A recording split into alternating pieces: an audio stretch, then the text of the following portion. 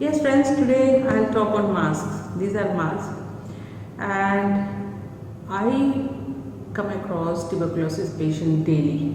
And you all know mycobacterium tuberculosis spreads through air, and this disease, the tuberculosis, is a communicable disease.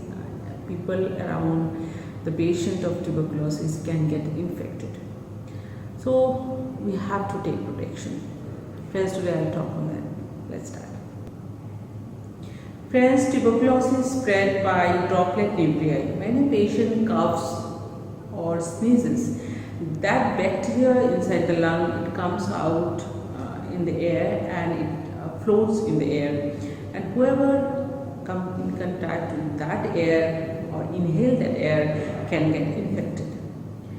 So how we protect ourselves? We have to protect ourselves by wearing mask. There are many type of masks available in the market. You can get simple cotton mask or nylon mask with 10 or 20 rupees. That will not do your purpose because those pores in that mask bigger than the size of the mycobacterium tuberculosis, that bacteria. The size of the bacteria is 2 to 4 micron. So you have to get a mask which the pore is less than that size, so that the bacteria doesn't pass through. See this mask. This is a useless mask. Only it can prevent just maybe some dust and bigger particulate matter, not more than that, or just dissatisfaction. But these pores are bigger, so it will not do any purpose. This is N95 mask. This is a good mask. You can use these. Otherwise, N99 or N100 masks are there. Those are good. Those can prevent that transfer of the bacteria through these pores. So, see, we travel here and there. We go in the crowd. We attend many programs, many functions. So we don't know who are having that infection, who are having tuberculosis disease and spreading the disease.